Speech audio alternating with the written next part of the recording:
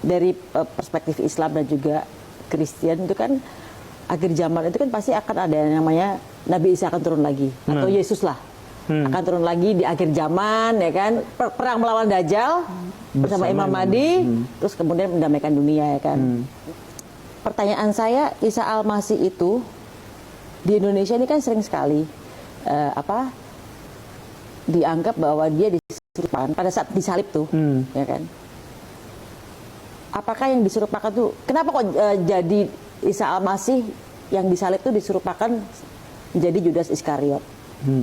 Jadi sebenarnya begini, kalau misalkan kita mau melihat Isa atau Yesus dalam kacamata sains murni, sejarah, itu cuman ada dua kisahnya itu yang valid secara historis. Bahwa beliau ketika dibaptis dan beliau ketika disalibkan, udah.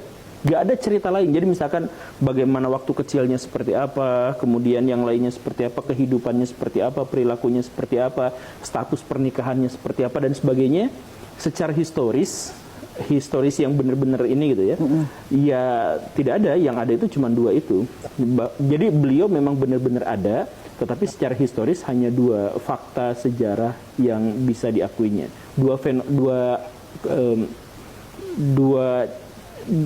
Dua periode kehidupannya ya, bukan periode kehidupannya. Dua peristiwa dalam hidupnya, dua peristiwa dalam hidupnya. Udah itu aja misalkan. Nah, sisa-sisanya itu adalah cerita-cerita yang bercampur antara yang valid dengan yang tidak valid, dengan mitologi dan lain sebagainya. Sisa-sisanya itu begitu. Kalau kita memang mau pendekatannya itu benar-benar murni gitu, scientific. Jadi maksudnya saintifik itu bukan berarti benar gitu, tapi yang bisa dibuktikan, yang teruji. Jadi bukan berarti yang sisanya itu bohong, tapi yang sisanya tidak dapat diuji, gitu. Tidak empiris. Nah, jadi terkait dengan apakah Yesus itu diserupakan atau tidak, nah kita tidak bisa memverifikasi itu karena pokoknya disalibkan, iya, ada orang yang pada waktu itu disalibkan. Iya, lihat. Apakah orang yang dimaksud itu adalah Yesus dan atau yang diserupakan, itu kita tidak bisa. Karena Yudas Iskariot ada nggak secara historis yang tidak bisa diverifikasi dia itu siapa gitu. Tapi kan di Injil ada itu. Ya ada. Nah makanya ya Injil pada bagian ini tidak bisa diverifikasi. Saya mohon maaf ya, bukan berarti menjelekan kitab suci agama gitu ya. Cuman maksudnya kan sejarah itu, kalau misalkan konteksnya sains, itu kan sangat ketat. Harus ada tulisan sezaman yang diakui dan dipercaya, baru kita anggap bahwa itu adalah data sejarah. Nah, kalau misalkan ada klaim-klaim bahwa ini dari sini, tapi tidak berasal dari waktu sezaman dan diakui, maka ya sudah dianggap bukan sejarah yang valid. Nah, saya mohon maaf sekali lagi, tapi catatan Alkitab yang paling tua sekalipun itu tidak ada yang sezaman dengan peristiwa-peristiwa yang ada di situ. Jadi peristiwa Yesus lahir, peristiwa Yesus disalibkan, saya mohon maaf, penulis-penulisnya tidak ada satupun yang hidup pada waktu itu, pada zaman itu. Atau mungkin ada, tetapi juga tidak diketahui siapa. Jadi penulis Alkitab yang tertua yang 4 itu tidak diyakini, bisa saja benar seperti itu, tetapi dengan metodologi sejarah yang ketat tidak diyakini bahwa mereka itu adalah orang yang melihat secara langsung kejadiannya. Begitu. Nah, karena itulah maka apakah Yudas itu menggantikan Yesus dan sebagainya, diserahkan kepada iman masing-masing, agama masing-masing. Karena kalau misalkan masuk ke metodologi sejarah yang lebih ketat, maka kita tidak menemukan fakta itu.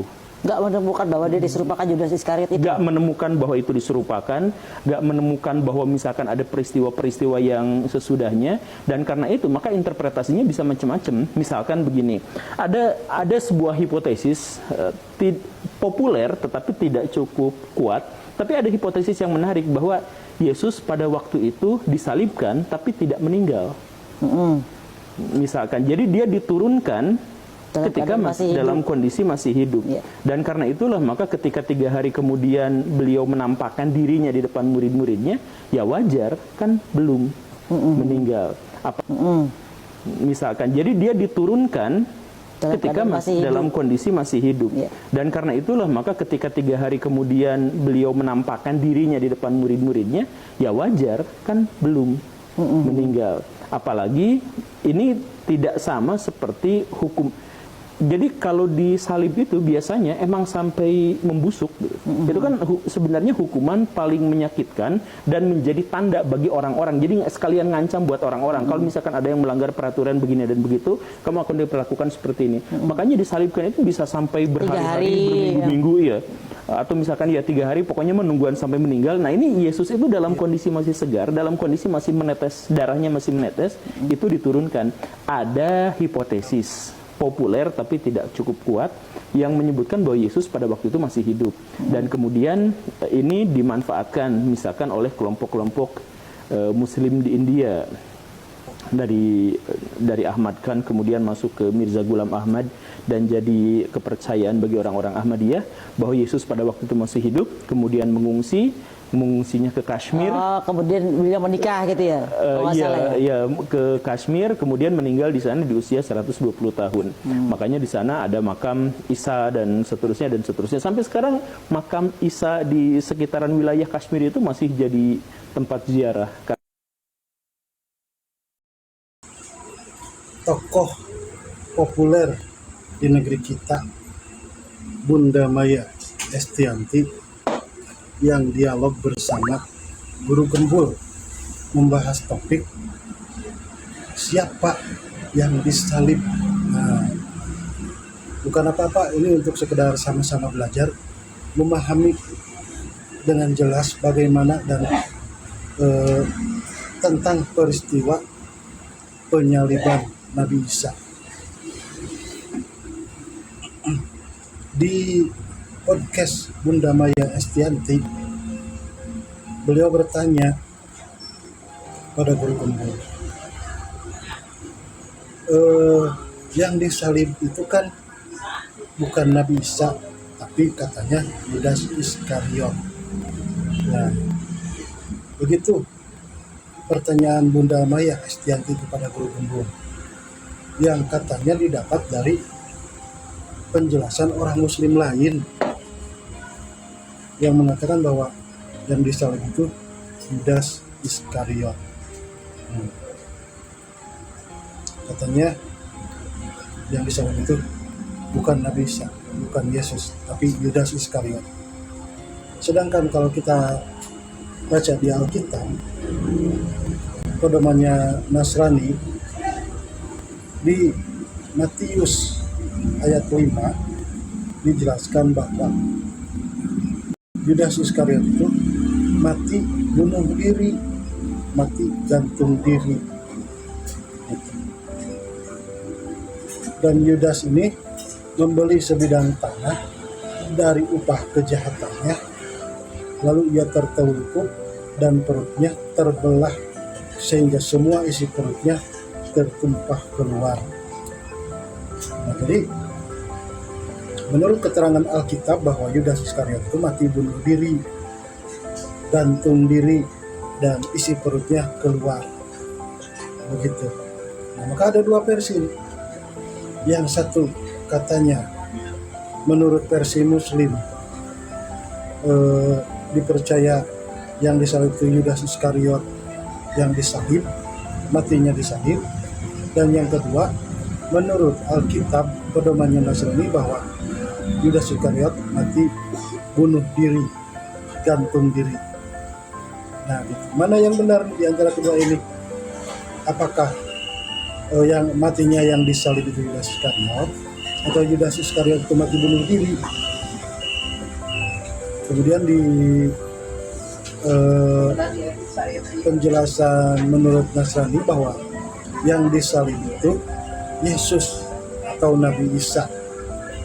Katanya begitu, karena kasih Tuhan turun ke bumi hingga dia mati, mengorbankan diri untuk menghapus dosa seluruh manusia, mati disalib.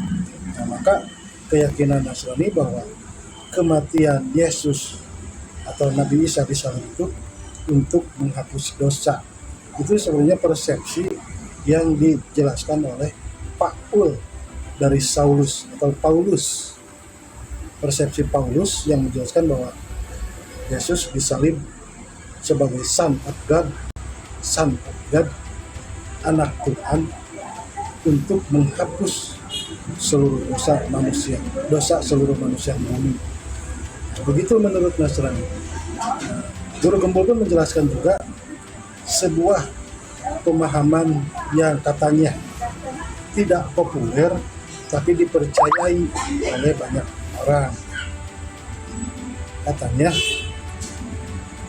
Nabi Isa disalib selama 3 hari, disiksa, ditusuk, dipukul selama 3 hari, tapi tidak mati, disamarkan seperti mati padahal tidak mati. Nah, setelah 3 hari Nabi Isa diturunkan dari salib, masih berdarah, kemudian mengungsi ke tempat lain, daerah Kashmir, dan hidup di Kashmir selama 120 tahun dan wafat di Kashmir. Katanya sampai sekarang kuburan Nabi Isa ada di Kashmir, begitu katanya. Sebenarnya persepsi ini saya pernah dengar dari penjabaran Ahmadiyah, bahwa penjabaran ini berasal dari penjabaran persepsi Mirza Ghulam Ahmad, pendiri aliran Ahmadiyah, yang menjelaskan bahwa Nabi Isa disalib tapi disamarkan seperti mati padahal tidak mati, kemudian diturunkan dari salib dan mengungsi ke Kashmir sampai usia 120 tahun dan mati di Kashmir. Itu pendapat Mirza Ghulam Ahmad yang dipercayai juga oleh pengikut Ahmadiyah. Nah, kita akan coba kupas nih sumber-sumber kebenaran yang bisa kita perhatikan dan pelajari. Dari mana sumber yang akan kita bahas, yaitu dari Al-Quran dan Sunnah Rasul, atau dari firman Tuhan, firman Allah, Al-Quran dan Sunnah Rasul. Nah, begitu. Kita baca di Al-Quran surat An-Nisa ayat 157. Di sana Allah menjelaskan, An-Nisa 157. Allah menjelaskan, dan kami hukum juga karena ucapan tentara Yahudi yang mengatakan bahwa sesungguhnya kami telah membunuh Isa dan kami telah menyalib Isa. Jadi orang Yahudi dihukum oleh Allah karena mereka mengatakan kami sudah membunuh Isa dan kami sudah menyalib Isa.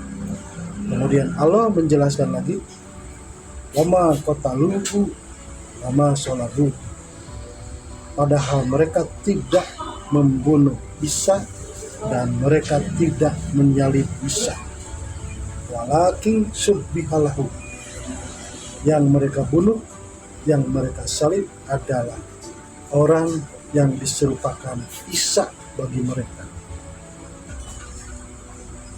Sesungguhnya mereka yang berselisih pendapat tentang pembunuhan Isa selalu dalam keraguan-raguan tentang siapa yang dibunuh. Jadi orang-orang Yahudi, Allah jelaskan, mereka sebenarnya ragu tentang siapa yang dibunuh. Mereka benar-benar tidak tahu siapa sebenarnya yang dibunuh, melainkan mengikuti prasangkaan belaka. Jadi mereka tidak yakin telah membunuh. Jadi Allah jelaskan bahwa para tentara Yahudi itu tidak yakin bahwa mereka sudah membunuh Isa, mereka sudah menyalib Isa, walaupun tentaranya mengumumkan, mereka mengatakan sudah membunuh Isa dan sudah menyalib Isa. Nah, ini kita kupas per kata lah, biar agak sedikit jelas. Wama qataluhu wama sholabuhu, mereka tidak membunuh Isa dan mereka tidak menyalib Isa. Kalimat mereka tidak membunuh Isa. Nah, artinya tidak membunuh Isa itu artinya Nabi Isa itu selamat dari pembunuhan. Nah, jadi Nabi Isa selamat dari pembunuhan yang dilakukan oleh tentara Yahudi. Nah, namanya selamat artinya Nabi Isa belum mati. Selamat belum mati artinya selamat. Artinya belum mati artinya Nabi Isa itu masih hidup sampai sekarang. Nabi Isa masih hidup. Walakin subbihalahum, yang mereka salib, yang mereka bunuh adalah orang lain yang diserupakan Isa bagi mereka. Itu di Quran surat An-Nisa 157. Wa ma qataluhu wa ma salabuhu. Mereka tidak membunuh Isa. Nah, jadi tidak membunuh Isa itu artinya Nabi Isa selamat dari pembunuhan. Mereka tidak menyalib Isa. Artinya Nabi Isa itu tidak menyentuh kayu salib. Mereka tidak menyalib Isa. Wa ma qataluhu wa ma salabuhu. Mereka tidak menyalib Isa. Artinya Nabi Isa tidak menyentuh kayu salib. Yang disalib itu adalah orang lain yang diserupakan Nabi Isa bagi mereka. Begitu. Di ayat selanjutnya An-Nisa 158 Allah menjelaskan bahwa rafa'ahu ilaih, tetapi Allah mengangkat Isa ke hadiratnya. Allah mengangkat Isa ke hadiratnya. Apa maksudnya? Allah mengangkat Isa ke hadiratnya itu maksudnya Allah menyelamatkan Isa ke dalam perlindungannya, kekuasaannya, kasih sayangnya, kehadirannya. Nah, gitu. Jadi Nabi Isa diangkat fisiknya, ruhnya, jasadnya seutuhnya oleh Allah ke hadiratnya, ke dalam perlindungannya, ke dalam kekuasaannya. Begitu. Jadi Nabi Isa tidak menyentuh salib, tidak mati terbunuh, tapi Allah mengangkat Isa ke dalam hadiratnya, ke dalam perlindungannya. Nah, begitu. Di dalam tafsir Ibnu Katsir dijelaskan bahwa ada 3 kelompok manusia tentang penyaliban Isa. Yang pertama, orang yang mempercayai Nabi Isa terbunuh adalah kaum Yahudi. Orang yang mempercayai Nabi Isa disalib adalah orang Nasrani. Dan orang yang mempercayai Nabi Isa tidak terbunuh dan tidak tersalib adalah kaum Muslim. Nabi Isa tidak terbunuh, tidak disalib, itu kepercayaan yang diimani umat Muslim. Lantas siapa yang disalib? Menurut tafsir Ibnu Katsir bahwa yang disalib itu sesungguhnya adalah murid Nabi Isa yang soleh. Diceritakan oleh Ibnu Katsir dari Nabi Muhammad menjelaskan bahwa ketika tentara Yahudi mencari tempat persembunyian Nabi Isa, yang tempat persembunyian itu sudah diberitahukan oleh Yudas Iskariot. Nah, di dalam tempat persembunyian Nabi Isa menyampaikan sebuah permintaan kepada murid-muridnya yang 12 orang. Kemudian Nabi Isa berkata, bertanya kepada para murid-muridnya, siapa di antara murid-muridku yang mau menyamar menjadi seperti aku menghadapi tentara Yahudi, sehingga ia nanti akan bersamaku di surga.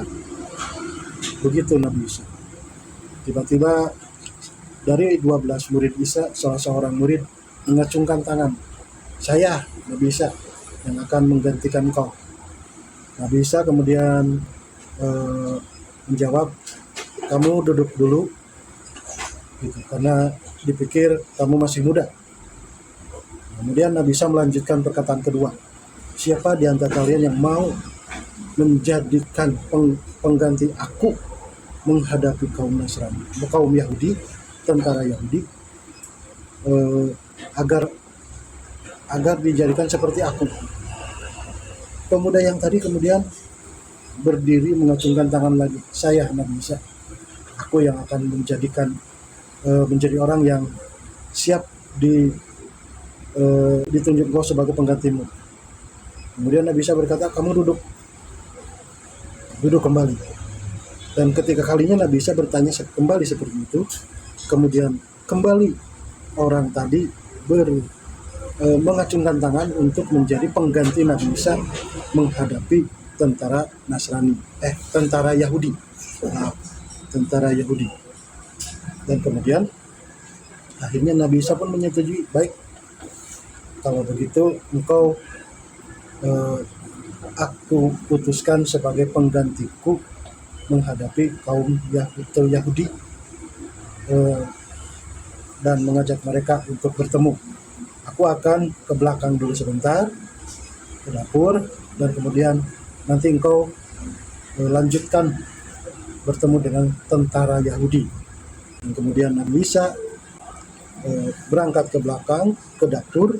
Di dapur ada lubang, di atap ada lubang, dan kemudian menurut Ibnu Katsir, Nabi Isa dibawa oleh malaikat ke langit. Nah, begitu. Jadi orang yang diserupakan Nabi Isa itu adalah orang baik, orang soleh yang dengan jiwanya dia menggantikan Nabi Isa dan mengaku Nabi Isa kepada tentara Yahudi. Bukan Yudas Iskariot yang disalib, bukan Nabi Isa, karena Nabi Isa diselamatkan Allah, diangkat ke langit, diangkat ke hadiratnya. Namun yang disalib itu adalah orang soleh yang dijanjikan Nabi Isa akan bersama Nabi Isa di surga nanti. Begitu penjelasannya. Terima kasih. Assalamualaikum warahmatullahi wabarakatuh.